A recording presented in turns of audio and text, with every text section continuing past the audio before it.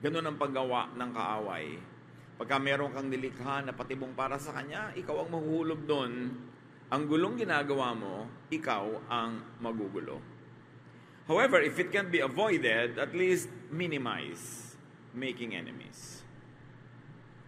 Kumisan, sa paggawa mo ng tama, doon ka nagkakaroon ng kaaway, wala ka na magagawa tungkol doon. Pero, paliitin mo pa rin. Pwedeng pakontiin ang makakaaway o aaway sa iyo at pakontiin mo yung degree ng pag-aaway. Proverbs 17:14, the start of an argument is like a water leak. So stop it before real trouble breaks out.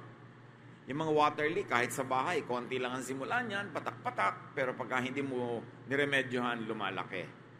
Ganon din yung mga crack at mga kung ano-ano mga problema, kailangan maliit pa lang, lutasin na.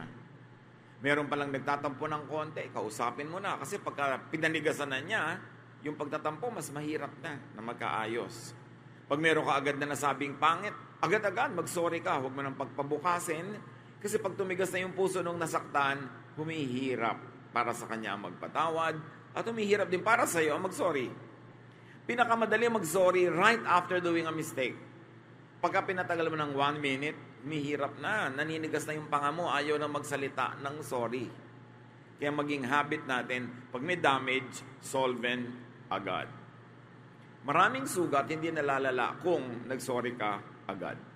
Proverbs 26:17, it is better to take hold of a mad dog by the ears than to take part in someone else's argument.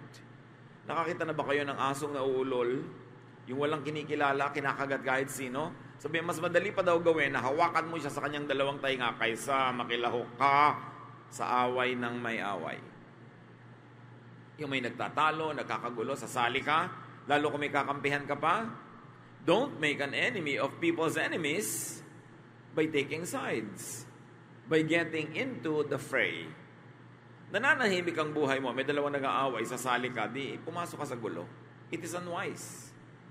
And very especially, kung hindi mo naman talaga naiintindihan yung pinag-aawayan nila. Yung hindi mo kaaway, pag may kinampihan ka sa dalawa nag-aaway, kaaway mo na rin yung kaaway niya. Kaya hindi siya matalinong gawin. Don't worsen current enmity.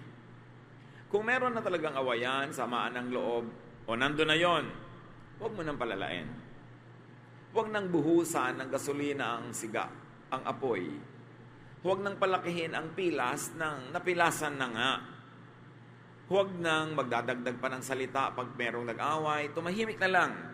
Because the more you say something, the more the quarrel prolongs, the bigger the trouble gets. Proverbs 22:3, when you see trouble coming, don't be stupid and walk right into it. Be smart and hide. Pag nakikita mo ng usapan papunta sa away, stop it. Shut up, be smart, and hide. Lalo pag mahal mo sa buhay, asawa mo, magulang mo, kapatid mo, kaibigan mo, office mate mo, yung papainit na ng painit ang usapan, stop it. Keep your tongue, hold your tongue, and if you can, walk away. Para lumamig ang ulo nyo pareho. Lumalamig naman yan. Kaya nga sabi nila, if you're angry, count 10. And if you're very angry, count 100. Why count 10? Kasi ang tao, pag nagagalit, may nare-release na chemical sa kanyang blood system na nagpapatapang at nagpapalakas sa kanya. These are survival instincts. Para tayo mag-survive, kung kinakain ka ng leon, hinahabol ka ng tigre, may ahas na biglang gustong tumuka sa'yo, napupuno ng adrenaline ang iyong blood para magkaroon ka ng energy to run away, to fight back, or to do something to save your life. Remnant yan ng ating primitive existence noong unang panahon na napakaraming panganib na nandyan pa sa ating sistema. So pag bigla ka nagalit, nagpanting ang tenga mo, may narinig kang ayaw mo, bigla kang tumatapang.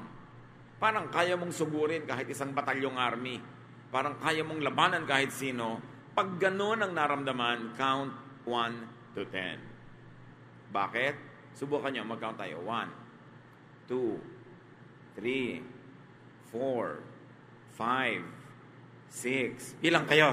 7, 8, 9, 10. Siguradong hupa na ang galit mo bago mag-10.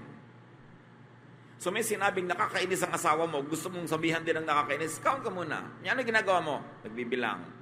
Count tayo pareho, daddy. Sabi ko nun, 1, 2. After 10, matatawa na kayo. Kasi lampas na yung silakbo ng damdamin. Yung tinatawag nila kung isang temporary madness na pwede mong gawin iting defense sa court. Palampasin ang galit. Kasi sandaling-sandali lang, dahil hindi kaya ng body mo na magkaroon ng adrenaline for too long. It takes a lot to get that energy and it will not stay long. So pag nagalit ka, bago ka magsalita, count 1 to 10, gawin nyo yan, it works. At kung galit ka, count 100. Siguradong nakaalis na siya, gusto mo mang saktan, hindi mo na masasaktan kasi wala na. Mas mabuti na yon kaysa mamaya, lifetime ka nanunuyo, 5 taon kang nagme-makeup, hindi pa rin sapat. Kaysa napawalan mo ang iyong galit. So be smart and hide when you see trouble coming. Pag kami galit na galit sa'yo, sinusugod ka, try to be invisible for a while. Be out of sight. Para yung galit niya na dapat ibubunton niya sa'yo, humupa na muna bago kayo magkita. Huwag niyong sasalubungin ang galit ng kapwa. Kasi ang taong galit ay nauulol, nababaliw, nawawala ng katwiran. At maaari kanyang masaktan, pwede ka pa niyang mapatay. It is wise to avoid that kind of trouble. And go for peace. Ang lagi nating hanapin, planuhin, hangarin, kapayapaan, katahimikan, katiwasayan with our fellow men. So make friends, make peace with your accuser. Pag kami nagagalit sa'yo, dinedemanda ka, make friends, especially if he or she is right. Make peace with those that you have wronged. Marami namang taong nagawa natin ng mali, ang hinihintay lang mag-sorry ka. Ang hinihintay lang, aminin mo ang iyong pagkakamali, umiga ng tawa at tapos na. Bihirang tao rin yung gustong galit siya, na gusto niya may kagalit ng matagal. Ayaw ng tao no normally. So kung ikaw na maunang magpapakita na gusto mong makipagkasundo, siya man, unless abnormal siya, ay gugustuhin na rin niyang makipagkasundo sa iyo. So 8 out of 10, pag nakipagkasundo ka, makikipagkasundo rin sa iyo. May 2 man na hindi pumayag, at least 2 na lang kaysa 10. Yan yung sinasabi natin, minimize your enemies. Jesus says in Matthew 5:25-26, before you are dragged into court, make friends with the person who has accused you of doing wrong. If you don't, you will be handed over to the judge and then to the officer who will put you in jail. I promise that you will not get out until you have paid the last cent you owe. So kung meron kang pinagkakautangan, makipagkasundo ka na agad.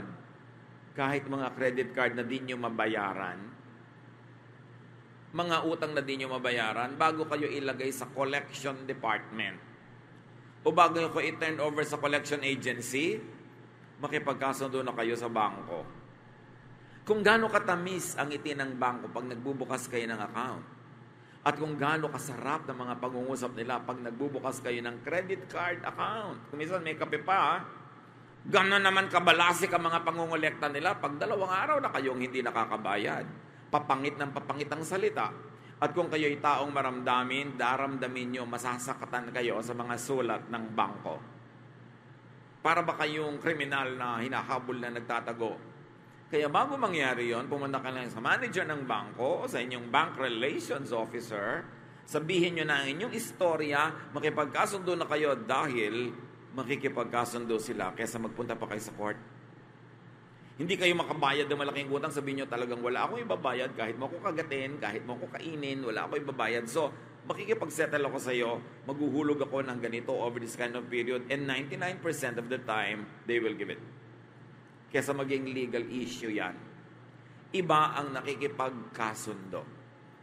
Baka naman nagkaroon pa kayo ngayon ng ideya kung paano kayo manunuba ng mga utang. Dahil siyempre, kailangan bayaran nyo talaga yan. Importante yon. So, makikipag-ayos. Magandang policy yun sa buhay. Huwag niyong takasan ang naniningil sa inyo dahil lalong nagagalit. Pagka nandyan, harapin nyo. Sabihin niyo ang katotohanan. Makipag-usap kayo at kung nagalit siya, pasensya kayo kasi may utang kayo, hindi niyo nababayaran. Pero para pagtaguan niyo yon, humahanap kayo ng gulo. Kasi challenge niyo siya na lahat ng kapangyarihan, lakas at koneksyon niya, gamitin niya para kayo maparusahan. Samantalang pwede niyo namang tanggalin ang galit niya kung kakausapin ninyo. Do not needlessly sue fools. Huwag nang magdemanda, maghabol sa tinatawag ng Bible ng mga hangal, wala kayong mapapala. Proverbs 29:9, be wise and don't sue a fool.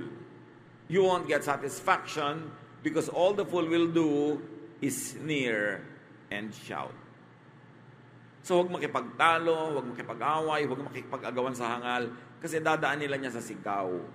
Dadaanin niya sa mga walang katwirang mga salita, lalo lang lalala. So do not argue with fools and do not quarrel with what you might call subordinates or people beneath your station. Kung mas matalino kayo sa kanya, huwag niyong patulan. Kung mas malayo ang naabot niyo at narating, mas marami kayo na-accomplish, mas lalong huwag niyong patulan. Kasi lahat ng yun, itataya niyo sa walang kakwentang-kwentang argumento. Nagpakahirap-hirap kang buuin ang iyong buhay, maging matagumpay, mabunga, tapos sinaksak ka lang ng ice pick sa sentido na matay ka tuloy sa walang kakwenta-kwentang bagay. So huwag kayo nakikipagtalo sa bagay na mas mababa ang lagay kesa sa inyo. Kung minsan yung iba, hindi lang nasuklian ang tama ng jeepney driver, makikipaghampasan ng tubo. It is wise to avoid such troubles dahil mas malaki pa ang gagawin mo sa buhay, mas marami ka pang kikitain, at kung totoo ang iyong inaakala, mas mataas naman ang kalagayan mo sa buhay, bakit mo ibababa para lang doon? Kailangan pinapahalagahan mo the bigger picture. What is at stake? May mga nababaril sa pakikipagawan sa parking lot. Merong mga napapatay dahil sa nilampasan sa kalsada, kinat, tapos kakatin din hanggang mamaya, nagmungguan na sila o nagbarilan. Is it worth it? Ganun lang ba ang halaga ng iyong buhay? Ganun lang ba ang halaga ng iyong kapayapaan? So always make and move towards making peace. Tuwing may kaaway, ang langing hakbang mo patungo sa kapayapaan, hindi sa pagpapalaki ng away, hindi sa pagpapalaki ng gulo. Matthew 18:15, if one of my followers sins against you, go and point out what was wrong. But do it in private, just between the two of you. If that person listens, you have won back a follower. Apply it to a friend, apply it to a colleague.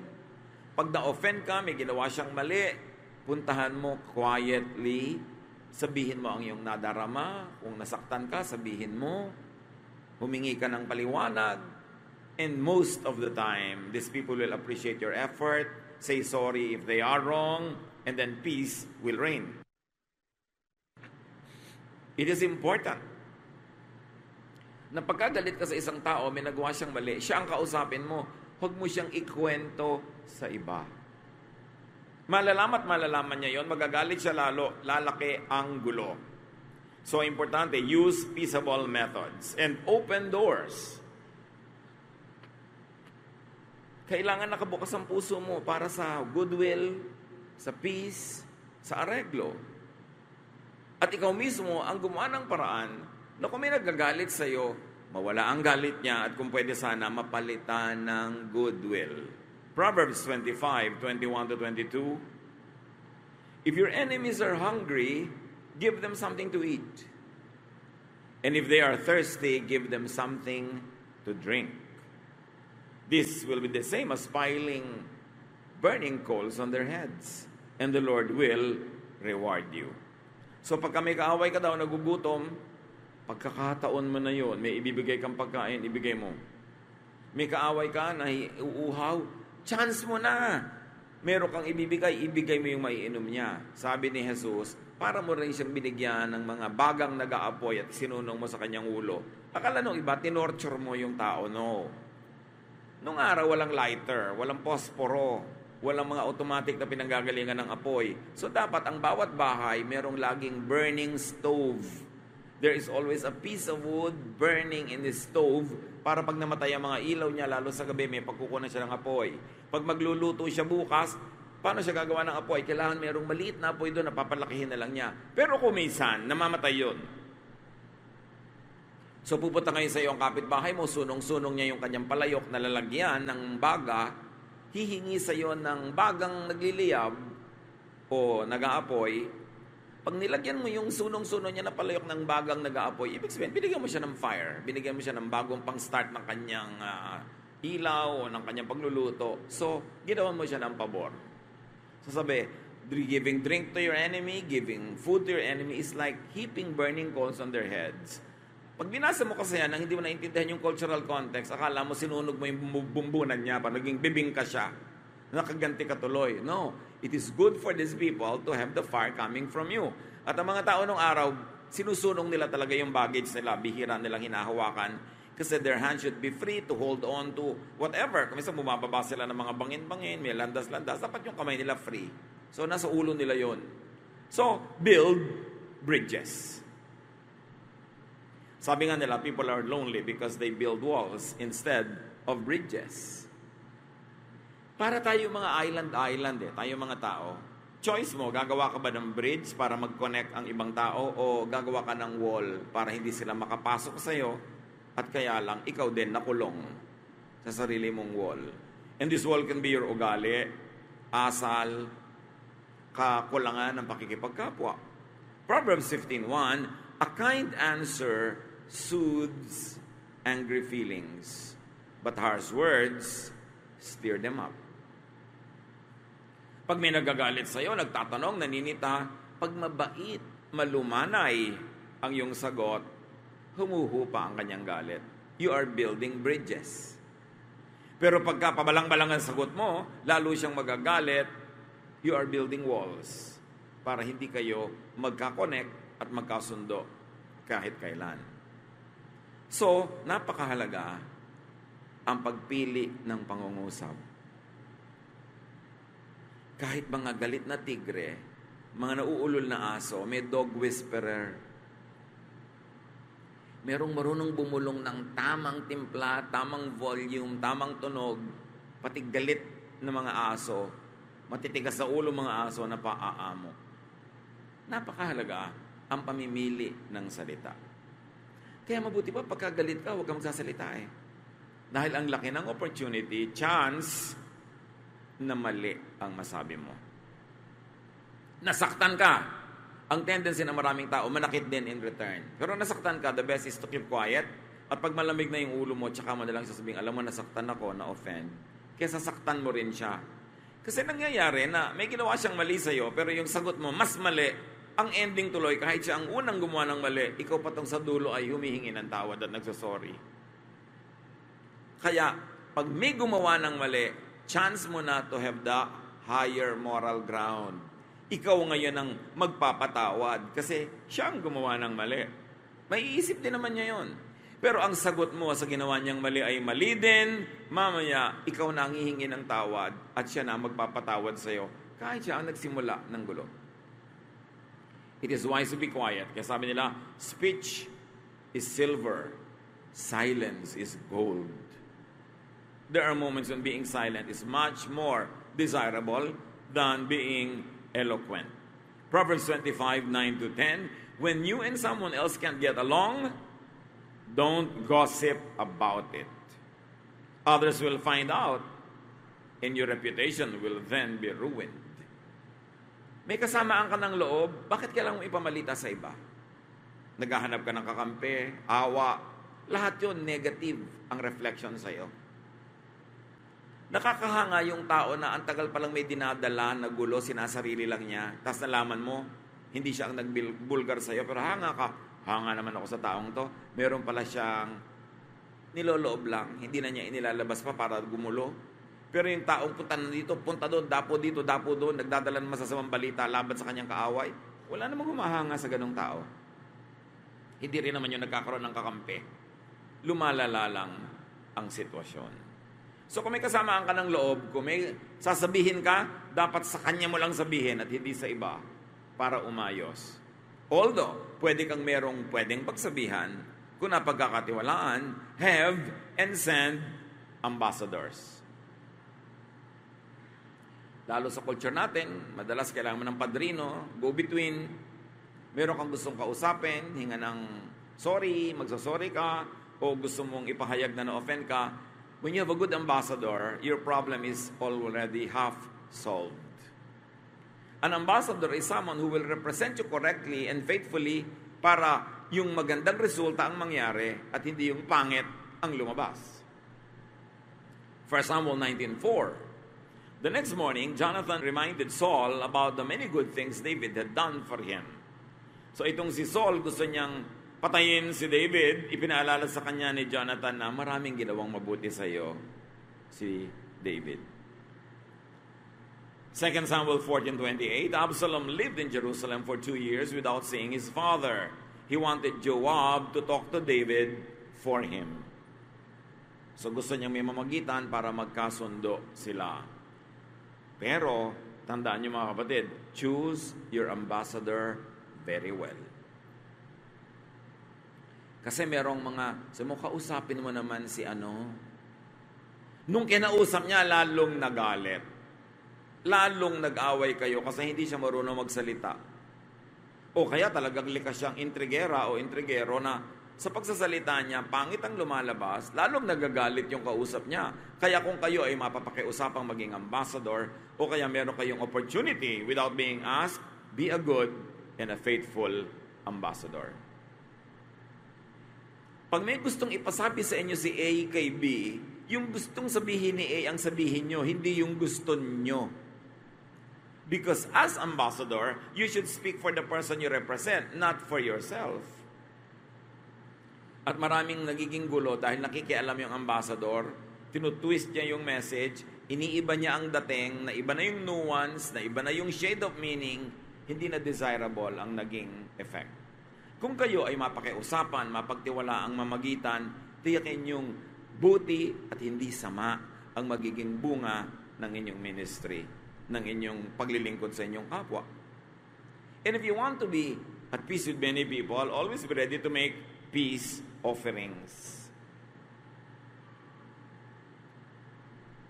Magbigay ka ng mumunting bagay na thoughtful, ma-appreciate, o kailangan ng tao, malakas yun na magpahupa ng galit. Sabi nga ng Proverbs 21:14, a secret bribe will save you from someone's fierce anger. Kailangan marunong ka magpadulas.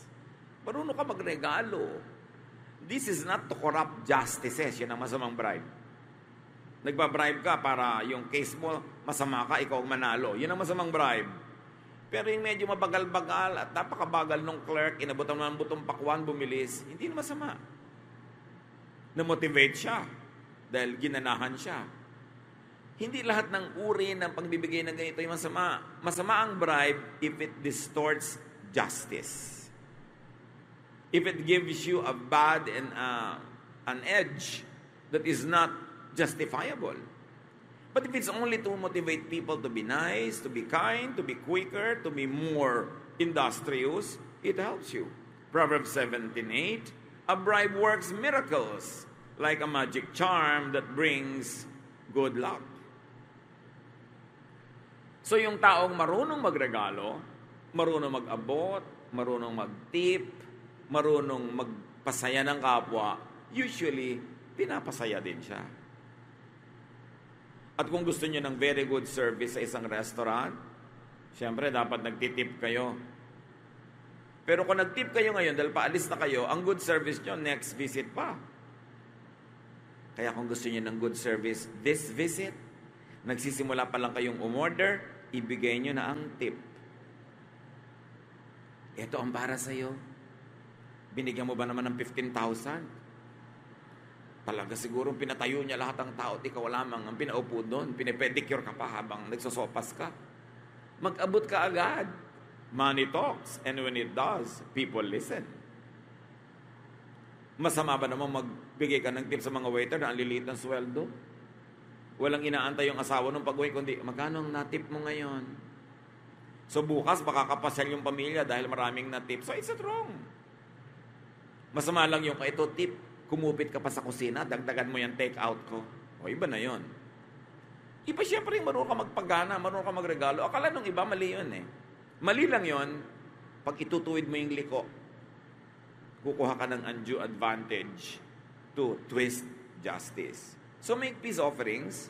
And remember, if you want peace in life, pay. May utang ka, bayaran mo, tatahimik ang buhay mo. Meron kang gustong ma-enjoy, bayaran mo. Hindi mo kayang bayaran, magtiis ka, huwag kang mong enjoyin. But don't get free lunch. There is no such thing. Dapat willing ka magbayad. Bayaran mo ng pera, bayaran mo ng services, bayaran mo ng ibang bagay, pero dapat marunong ka magsukli. Huwag kang laging libre at nagpapalibre. And kung merong may utang sa'yo, hindi ko ikamamatay na hindi singilin, ayaw niya magbayad o hindi na niya kaya magbayad, don't collect anymore para tumahimik ang buhay. At pwede mong sabihin, alam mo, hindi na kita sisingilin, so huwag mo na akong iwasan.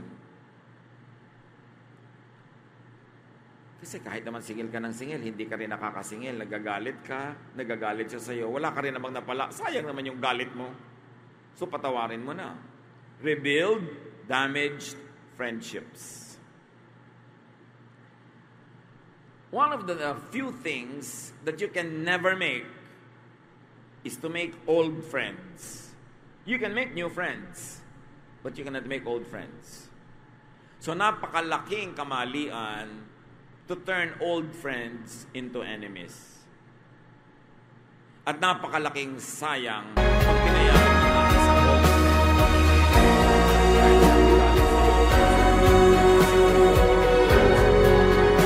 Today, you can make a new friend. Today,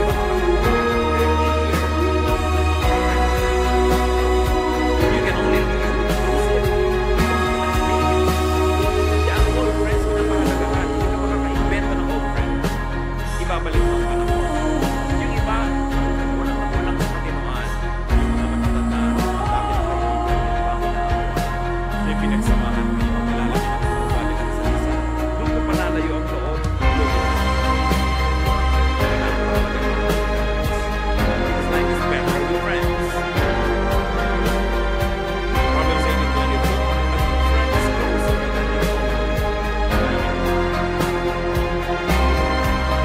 So,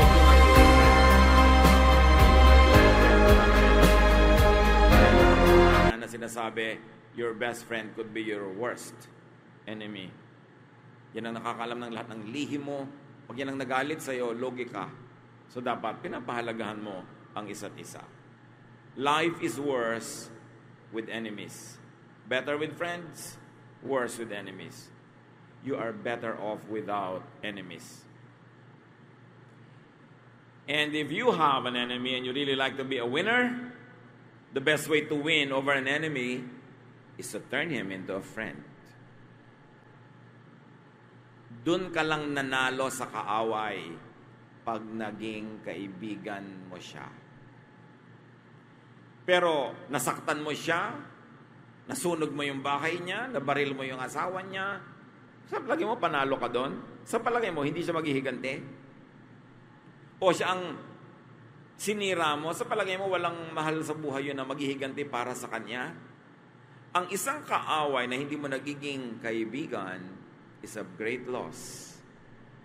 So para ka magtagumpay at para ka magsaya, magdiwang, pag lang ang dati mong kaibigan ay dati mong kaaway ay naging kaibigan mo na.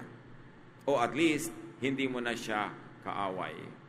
Kaya ang sabi ni Jesus, love your enemies. Sa palagay nyo, ipinapadehado tayo ni Jesus kaya sinasabi niyang love your enemies? No, Jesus wants you to be a winner. Because when you love your enemies, the natural tendency is for them to love you back. It might take some time and a lot of investment, but it can happen. And only when your former enemy loves you now and is your friend will you really be victorious. Doon palang tunay ang tagumpay. Peace is important. We don't want enemies. Kaya merong isa tayong project na pinakamabilis itong gumawa ng enemies. Next to pangungutang na hindi pagbabayad, pagdaldal ng mga walang katuturan, pagsasalita ng mga masakit, o pagbubulgar ng mga sikreto. Diyan tayo nagkakaroon ng mga kaaway. Proverbs 21:23, watching what you say can save you a lot of trouble. Maraming tao, nagkabuhol-buhol ang buhay, nahalagay sa gusot at sa gulo dahil sobrang matabil. Sobrang mabilis magsalita. Nagbubulgar ng mga sikreto, nang-aaway ng mga tao, nananakit ng damdamin, gulo ang iuwi niyan sa buhay. So do not make enemies with bad words. Instead, make friends with good words. Choose your words. Psalm 34:14, do good instead of evil and try to live at peace. Sandali lang ang buhay. Pag nabuhay ka ng 60, 1/3 of that tulog ka. So 40 na lang ang natira na years nagising ka. Tapos may kaaway ka pa. Sayang ang panahon. Sayang ang energy. Pag may nakasakay ka sa jeep na nakaaway mo, hindi kayo nagtitingin na nakakapanigas yata ng leeg yung ayaw mo siyang makita. Nagkita kayo sa isang okasyon, gusto mo nang umalis agad, ang hirap ng damdamin mo, sayang ang okasyon. Alisin ang mga kaaway sa buhay. Kung hindi natin sila kayang gawing kaibigan, at least alisin ang pagiging kaaway, coexist.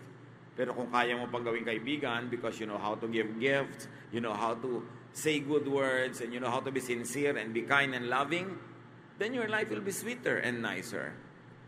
Kahit anong gawin natin, gumawa ka ng kaaway, gumawa ka ng kaibigan, sandali lang ang oras natin sa mundo. It is nicer kung friends ang mga nakapaligid sa atin, or at least hindi enemies. Sabi ni Jesus, I came that you might have life and have it to the full. And one of the secrets, of course, is being loved by others and loving others, because life becomes infinitely nicer and better when there is love or at least goodwill going around. Dear Lord, teach us to be agents of peace. Turuan niyo kami, Panginoon, na suriin ang mga sarili namin, makita namin kung ano sa mga pananalita, gawi, asal namin ang lumilikha ng kaaway, at ito'y maituwid namin, maitama. Ipakita niyo rin ang mga pamamaraan namin na mabuti, nakagagawa ng mga kaibigan, napapamahal kami sa kapwa, at nang ito'y lalo namin ma-develop. Mga anak niyo kami, O Diyos, we should be agents of peace. We must be loving. And because you love us, you want us to get loved as well. So teach us to be lovable. Teach us to watch our tongues, our lifestyles, so that we will have more friends and less enemies. Pagbulay-bulayan natin mga kapatid, i-apply